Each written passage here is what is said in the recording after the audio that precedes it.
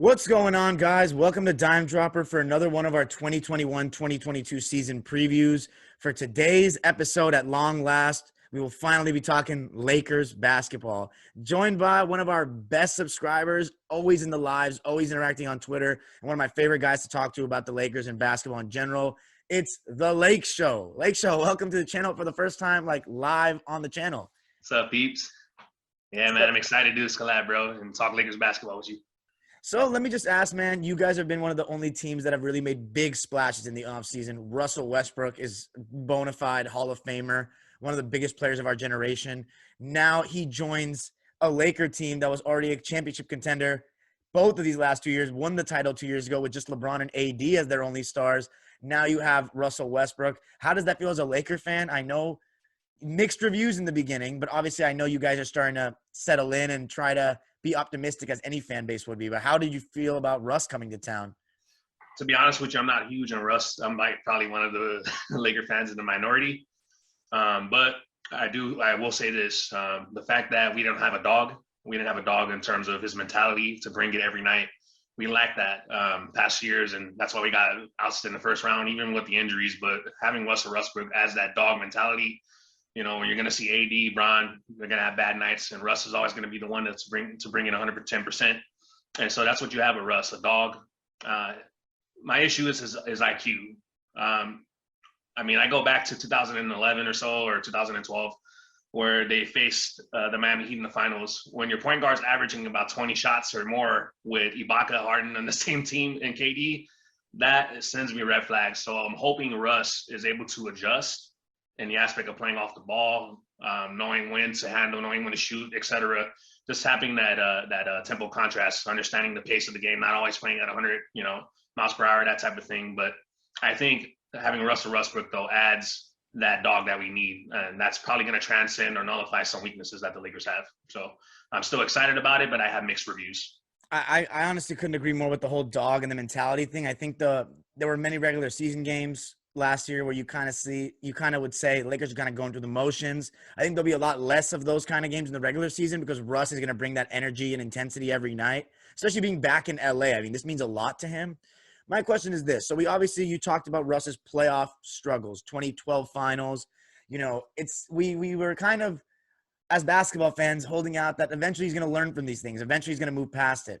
He gets to his own situation after KD bails, and he has chances to beat the Jazz in the playoffs. He's got chances to beat the Blazers, and he failed, quite frankly, in my eyes. And look, I'm a huge Russell Westbrook fan. It really hurts that he's on the Lakers because I really do want to root for him, but he's now a competitor against us.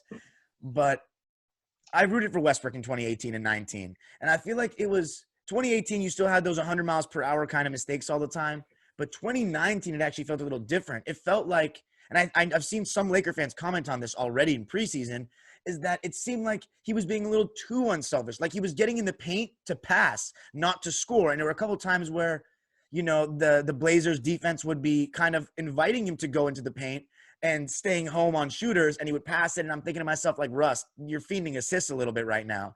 Yeah. And sometimes sagging off of his man to get rebounds. We've seen LeBron do that for years. Because he loves getting rebounds to push the pace and start the offense, but sometimes it can be a little. And I don't like calling him a stat pad or anything like that, but it seems like sometimes he can prioritize stats at times. I would agree with that. So now that he's now in a position where he's never been the third best player on his team. He's always been top two. Do you think that makes it so man, if Russ is our third best player, we got this on lock, or do you think that he's going to struggle to adjust to that? I think he'll struggle to adjust because he hasn't been given that type of a role before in his career. And he's he's an alpha. And that's why he struggled with KD in Oklahoma City, in terms of knowing when to shoot, when to pass, that type of thing. But I think this is going to be a struggle for him. I mean, we're seeing already in preseason the amount of turnovers. I think in 2 games or whatever, he had 13 turnovers or so. But the last game, there's some optimism, Laker fans, is when he's attacking, as Diane just mentioned earlier, that's when he's at his best. I think against Sacramento, that was probably his best preseason game, which was recently. And when he's looking to attack off a pick and roll and put, pressure on defense, whether the big man's rolling or whether he's going hard to the rim, that's going to cause attraction. And so I think that's obviously what he needs to do is to learn how to balance, but he needs to look to attack more. The fact that he's being too passive is, I think, more a result of his turnovers plus new personnel and system and things of that nature. So, we have to temper our expectations when it comes to Russell Westbrook with the Lakers. It's probably going to take him some time. I would say about Dime, in my opinion, probably 20, 25 games in is when things will be a little more smoother for the Lakers. And within the first 10 games, I probably have them conservatively going about 6-4. So, but Laker fans have to temper their expectations. Things look great on paper, but it's all about in reality, when they're on the court. So it's going to take time for them to mesh.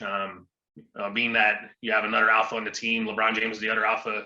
How do they make that work? How do they balance that out in terms of the ball handling duties and things of that nature, playing off the ball, playing off one another? So it's going to be interesting to see this season.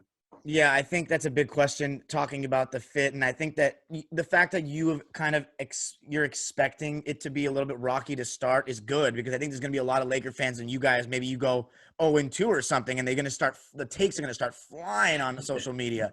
Yep. But I will say this, Russell Westbrook, or should I say LeBron, has never really played with a pass first kind of point guard that I can think of off the top of my head that's like a star. You know what I'm saying? The only star point guard or guard he's played with is, besides, I don't count Mo Williams is a low-level all-star for that year, but the only real bona fide star guard he's played with, Dwayne Wade, but point guard is Kyrie. But they're both score first. And I actually think that LeBron likes when he's got a guy that can score as well or better than he can, because it gives them an ability to close games as well. Not that he can't close, but it gives him an option that, Kyrie, you can go ISO for the last shot. Or D Wade, you can go ISO for the last shot. Or AD, I'm going to feed it to you to score 26 points.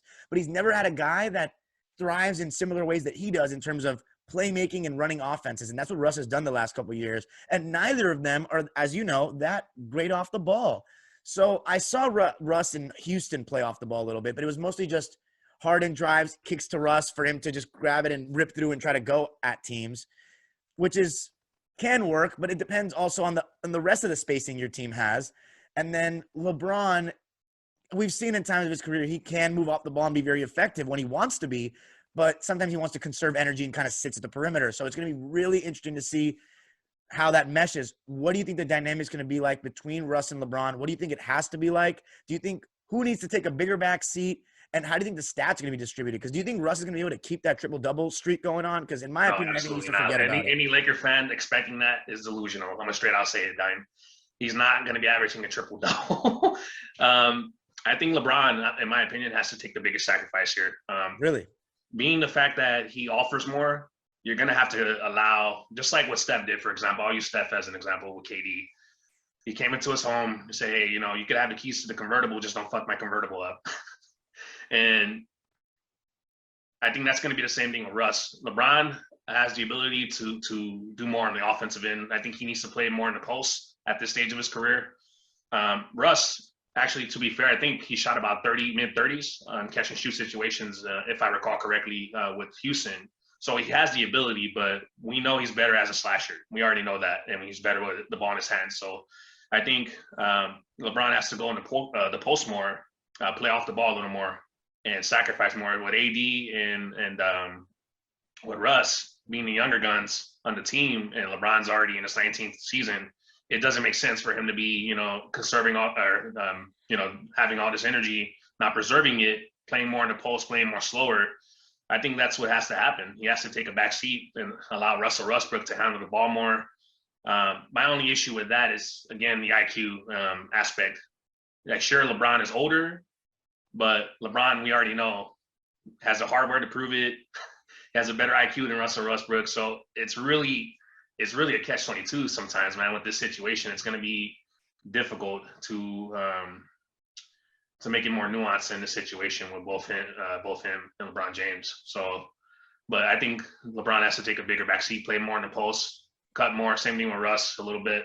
But I think Russ should be handling the ball a little more. But I would say in fourth-quarter situations, in key moments of the game, LeBron has to handle the ball. I can't help myself, man. I have to go back to the 2012.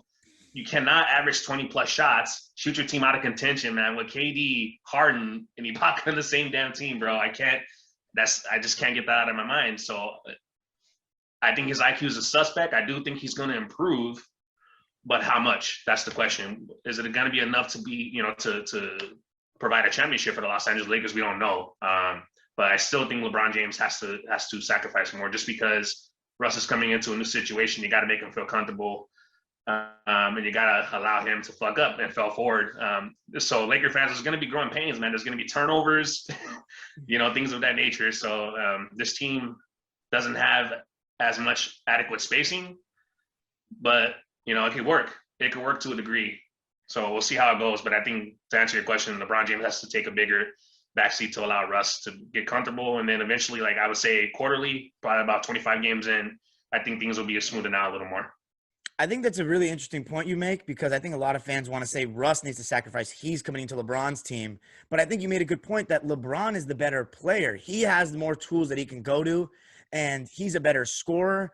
And so we talked about it during the Suns series last year that LeBron, because he couldn't get to the rim to the same frequency with the injury, he should have gone to the post more. He didn't. He didn't want to fight for position. He wanted to stand at the top of the key and do his thing, which didn't end up working out. This season, he's going to have to, with Russ, because Russ is real.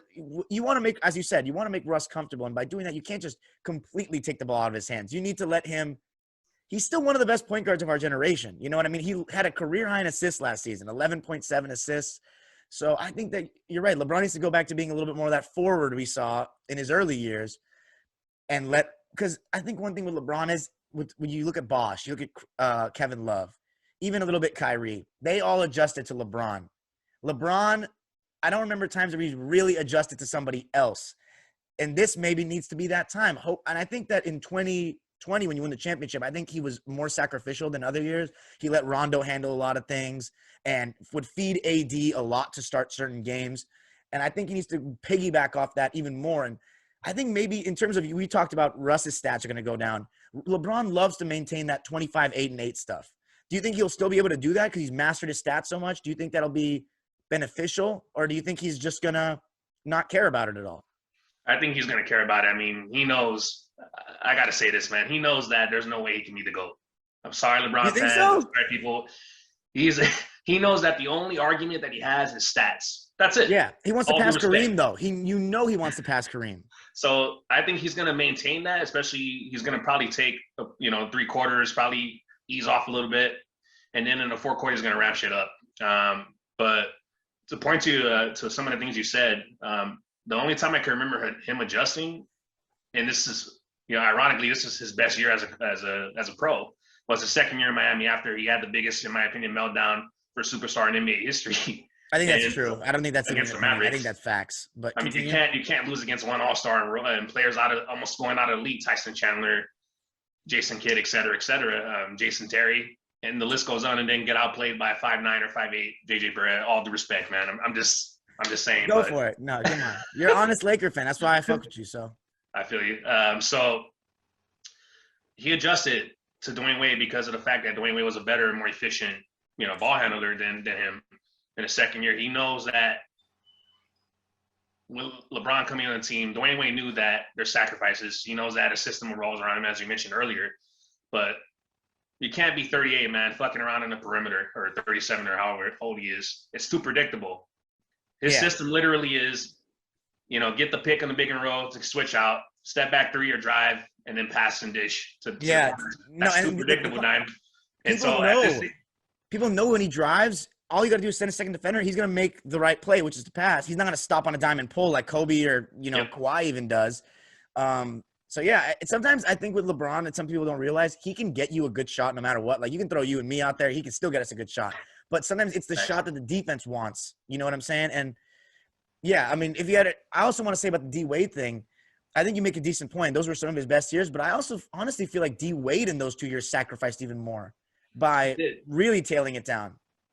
He did, but once LeBron was able to allow him to, handle the ball more, play more in the post, that's the most he's ever played in the post and off the ball.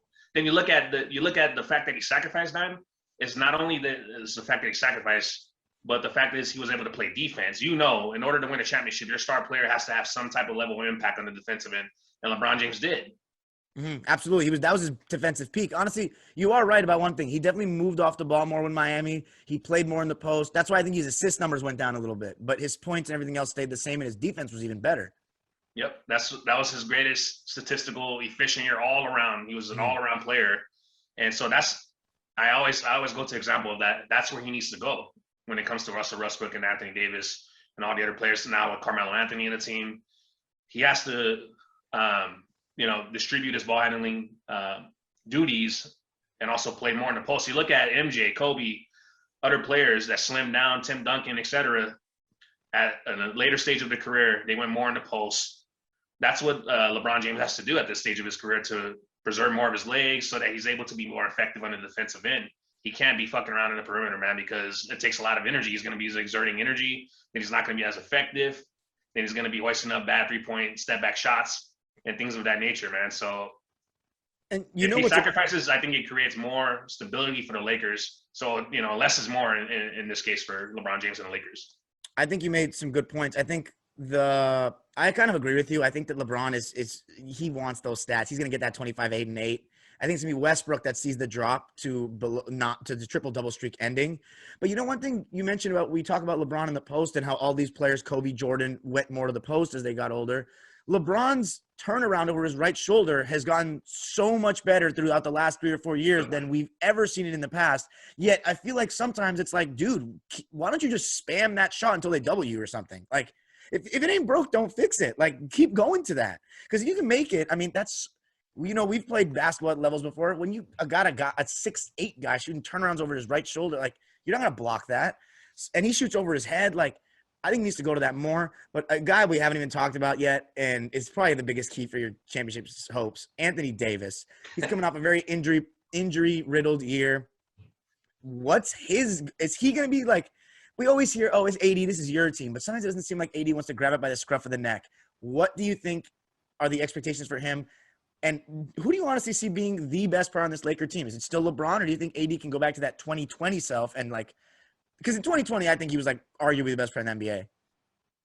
I think it's going to be AD. And I think Russ mentioned, during his presser is that my job is to make sure that AD, is playing to the best of his abilities. And I think it's going to take that dog, because AD is not an alpha, man. And this is my issue with Laker fans saying that he's a top 5 player. I cannot put him ahead of Giannis. We've had discussions before, Dime. I told you my definitions are of a superstar. AD's a bubble superstar. He's close. He has to win as a main guy, a finals MVP or an MVP, things of that nature, and then win a championship as the main guy. He has not. He is not a top 5 player. Laker fans, I'm sorry. He's probably somewhere between 7 to 10. Now, in 2020, you can argue that he was there. Yeah, he was. He was there. The fact that they got eliminated by the Suns, even with injuries and things like that, it was already looking like they weren't going to win. Aiden was killing him, man. Let's be real. So AD has to be the main guy. He has to be that two-way player he was, as you mentioned, in 2020. It's going to take Russell Westbrook and LeBron James to be in his ear consistently. I think AD has to play more face-up, stop that fadeaway bullshit, fall into the ground. That's not helping him. He has to play more in the face-up game to see the defense, because they're going to be doubling him a lot more. And if they know that opponents know that the Lakers have shooting issues, then they're going to just, as you mentioned with Russell Westbrook, they're going to be like, oh, we're just going to leave him open and allow him to shoot, in the mid-range. So AD has to play more face-up, more quicker, operate more, within that action. And defensively, he has to be elite. And he has to go full-time center, man. He has to go full-time center, in my opinion. I don't understand his perspective on not wanting to play center when there's not a lot of true bruisers in the league. I mean, I know. Like Embiid or Jokic. There's not a lot of centers nowadays. And man, we talked about having a skilled big man winning a championship is a vital thing, and that's what AD can provide for the Lakers. But if he goes 5, dude, the floor is going to be so spaced out. Most 5-men cannot stay with him. It makes all the sense in the world for him to play at the center position full time for the Lakers in order to optimize them as a team better. Same thing with Russell Westbrook. That's going to enable Russell Westbrook more if AD plays at the 5. Same thing if LeBron plays at the 4. That's really going to optimize his team. So we have to make sacrifices positionally, not just statistically. And AD is going to be the main person. I think he's going to probably get with Russell Westbrook in his ear and LeBron James. I think he's probably going to be averaging close to 26 points a game, maybe about 10 rebounds or so, about a block and a half or so. But yeah, I would say AD is going to be the best player in the Lakers this year. Okay, so you have him leading the team in scoring as well? If he stays, yes, I do. If he stays healthy, that's the key. If he stays healthy, then the Lakers have a great shot to win a championship. But I don't see him taking any steps backs or anything. I think they know, LeBron James and Russell Westbrook know, that in order for this team to win a championship, AD has to be where he was in 2020. I think, honestly, as a Laker fan, I wouldn't even want AD to sacrifice anything. I would want AD to Agreed. keep doing his thing, and LeBron and Russ kind of take a little bit of a backseat, because as a Clipper fan, when we play you guys, I mean, Russ has given me – he's definitely annoyed me over the years with how fast and explosive he can be. LeBron, not so much. Sorry if any LeBron fans are watching this. He just never has scared me in a game. The only one in my lifetime I can remember when he plays the Clippers. Also, I'm a little bit skewed. You know, I've never played – my team has never played LeBron in the playoffs. He was in the East for almost his whole career. The only game where LeBron has really had me thinking, like, man, what are we going to do about this guy, was that March game in 2020 before the pandemic came, where I just thought that he was being really aggressive, and he was drawing double teams, and he was making the right pass every time. And he always finds the open man. He has such good vision. But AD is the type, when he's making those, when he's getting within the 15-foot range and 10-foot range, or even posting up lower, because we talk about it too much. This guy posts up too high. He takes too long to go sometimes. And I think a lot of that is when he's playing the 5. He doesn't – when he's playing the 4, in my opinion, I think this is part of the reason why him and DeMarcus Cousins didn't hit the ground running. When he's got another guy playing the 5, he wants to sit in the perimeter and not clog the spacing. So he just stands out 18 feet away. But every single team is okay letting AD just keep shooting 18-footers. He's not putting any pressure on the defense. He's not getting aggressive. So do you think Vogel is going to start him at the 5? Is that what we're hearing? Or do you think he's going to do the whole JaVale thing where you're going to have DJ or somebody start at the 5, and then over time throughout the game, you know, he's gonna play a lot of 5? I think it's going to be situational dime this year, meaning I could see AD starting a few games in center, and depending on if it's against a bruising center or a bigger center like Embiid, I could see DJ starting or Dwight Howard starting. That's what I think it's going to be. That AD is probably going to play more of the 5. He might even start this upcoming game tomorrow. We'll see. Hopefully he does. But I think it's going to be situational for AD at the center position this upcoming season. He may start some games, and there's going to be games where he doesn't. What do you see the starting lineup being tomorrow against Golden State? That's a pretty hyped up game. If Malik Monk is healthy, I think it's going to be Russell Westbrook, Malik Monk, LeBron James, Anthony Davis probably, and then I would say DeAndre Jordan, even though I don't want him to start, preferably. Yeah. You know, I think you mentioned it's redundant to sign him and Dwight Howard, in my opinion. I would have went for someone like Anthony Tolliver, a spacing 4, or 4 rather. That's probably who I would have went with. But, you know, I understand insurance policy. They did what they had to do. And still, DeAndre Jordan, even at this stage of his career, is solid. So I just thought it was a little bit redundant. But, you know, I trust our front office and their ability to put together a roster. So we'll see what happens. But, yeah, that's what I expect the starting lineup to be. If Malik Monk is not healthy, then it might be Ken Bazemore, who I think has been effective. The problem with Ken Bazemore, and I've seen a lot of Laker fans make this argument, is the stats, in my opinion, are inflated, especially defensively. When you're playing on a team like Golden State with a bunch of G Leaguers, with all due respect, your stats are going to look a little better. You're gonna stand out on defense. So I'm not going to say I take it with a grain of salt, but I would say that it might be a little bit inflated because he's coming to a better team, obviously, that has championship aspirations. With all due respect to Golden State, they didn't have that. You know, their situation was playing and things of that nature. So I think Ken Bazemore will likely start. It'll probably be Russ Westbrook, Ken Bazemore, AD, of course, and then probably DeAndre Jordan. Will probably start with LeBron James as well. So I think so. Yeah, I think Anthony Davis. One thing we also talked about with him last year was it took a bad game for him to play well. I think he needs to the mentality needs. I mean, LeBron's been talking about AD's angry. I mean, LeBron, he always says these things. Sometimes they pay off. Sometimes he just just looks a little ridiculous, kind of like last year. So we're going to see what happens with AD. As I said, I think he's the key to your team in terms of making you the champion, because when he dominates and he's playing well, he dominates on both ends like very few players in the league can. So I think it needs, you know, as you said, more face up around 15 feet away or closer, not 18 feet away. more posting up, more get your ass on the block and just dominate if you have a mismatch. Like guys like Robert Covington, like I know he has long arms. I don't care. Like he shouldn't be able to guard a guy with that much skill. A guy that people want to compare to guys like Tim Duncan, like Carmelo and Barkley. Like, you know what Charles Barkley had? He may have not had the talent and size, but that dog, you can never question that heart of his. So that's what I think AD needs a little more of. Let's just finish it off with the supporting cast. You guys got a lot of cast of characters coming in. Malik Monk, who, if you guys watch the Contenders and Sleepers season preview, Asher talked about how he was huge for the Hornets and he's going to be missed very much there because he's so streaky.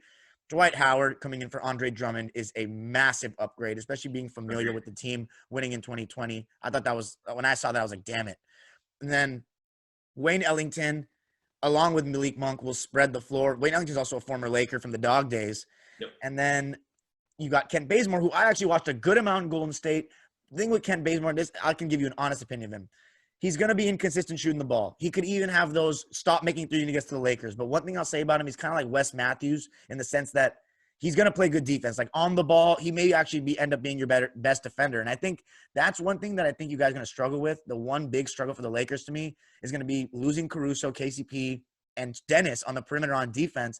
I think there's going to be some situations where Russ or whoever is guarding the ball, it's going to be a pick and roll, and it's going to be like he's not even there. Like it's going to take a lot of overcompensating from the defense. The one thing is AD takes up so much space, so he makes up a lot of ground and can counteract some people's deficiencies.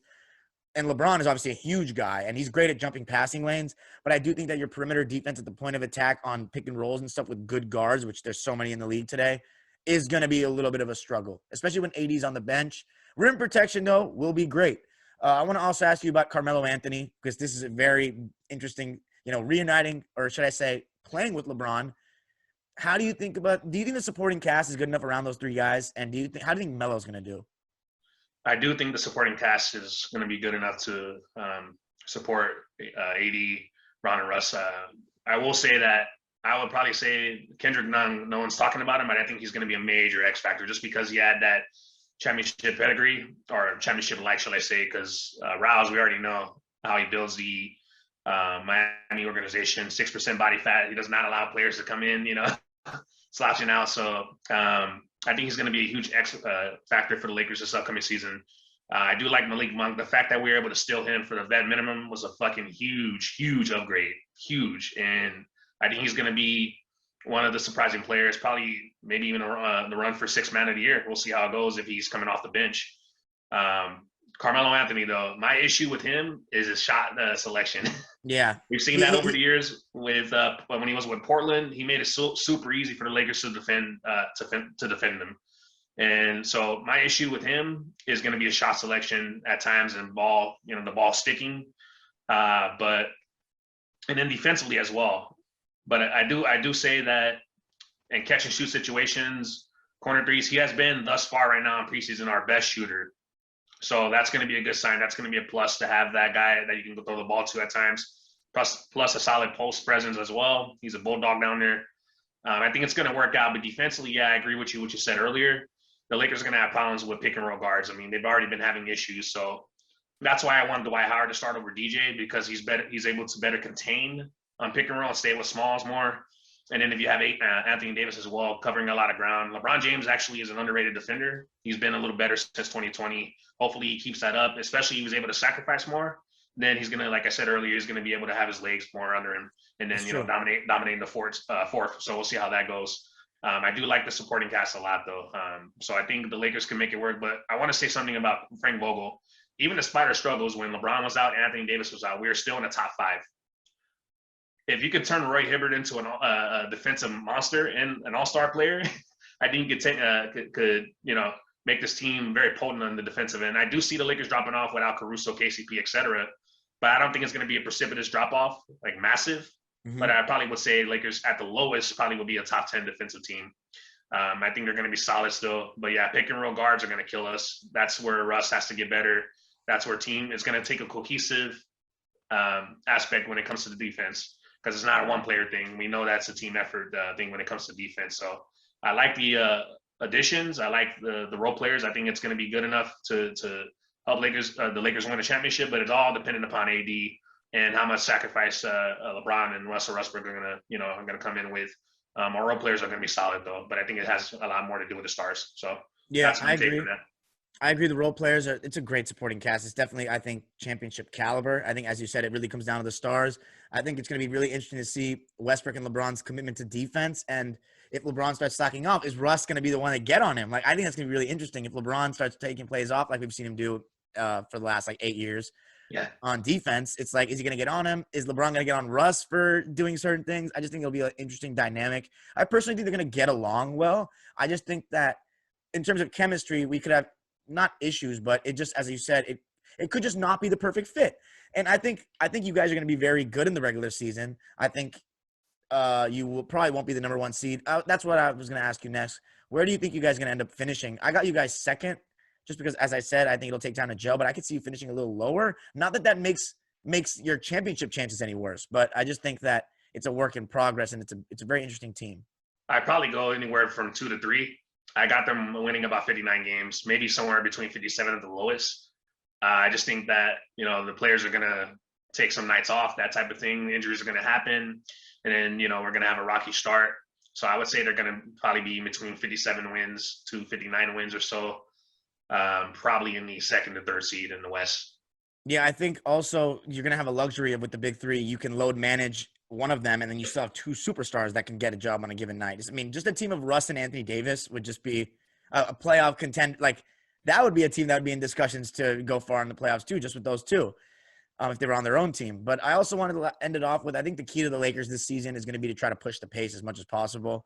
I think that in the half court, it's going to be, especially if AD doesn't play the 5 for portions, it's going to be tougher, as we talked about with Russ and LeBron, and their kind of not being the most seamless fit in the world. I'm not saying it's going to be like terrible in the half court, but I think as many easy baskets you can get, Russ thrives in transition. He pushes the pace so much.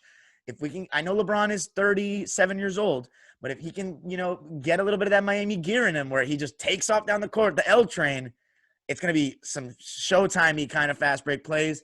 And I think it'll be really hard to beat the Lakers if they push the pace. But also, especially with two bigs, how much can you really do that? It's going to be very interesting. Vogel has a job ahead of him. But any last words on that? Yeah, I just want to elaborate. I do agree with you that they do need to push the pace, but you mentioned two bigs. The pace's going to be clogged. If Anthony Davis is at the 5, that's when they should push the pace the most.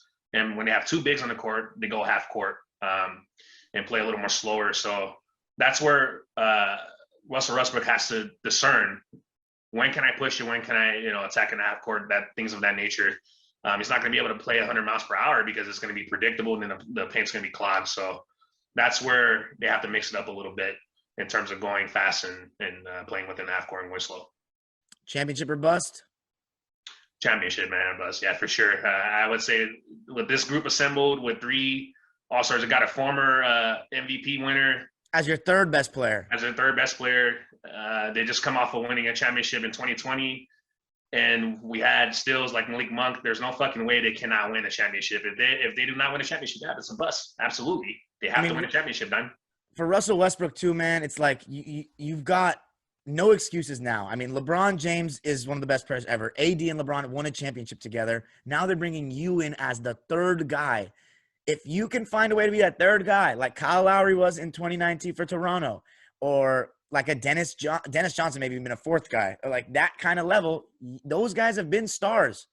Now it's time to take a back seat and help these guys, or help yourself win a championship, but help these other guys that are a little better than you win. I think Russ is going to be like, let's say you guys do fall short. Obviously that LeBron here is going to go off on him, but I think the one that everyone's going to come after is Russ. I think people are going to make him a scapegoat because he hasn't won before.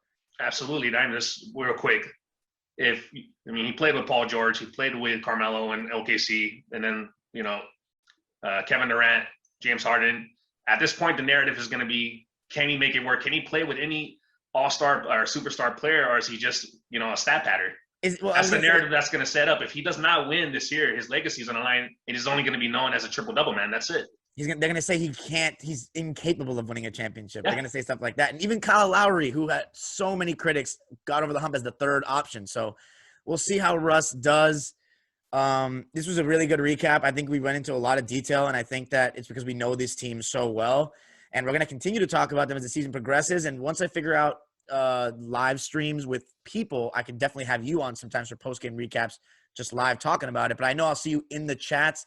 Laker fans, we're going to be live basically every single game, almost every home game. So make sure to check out the lives post-game on Dime Dropper. I know I see the Lake Show there, but Lake Show, give yourself a plug. Let people know where they can find you, Twitter, YouTube, everything. Yeah, you guys can find me on Twitter at the Lake Show for life. And then on YouTube, I'm not doing videos as much now, but I might start up. It's just the Lake Show. So if you guys want to subscribe or check it out, feel free. For sure. Lake Show, thanks so much, man. I will see you in the stream tomorrow, I'm guessing. Yes, sir. I'll be there, man.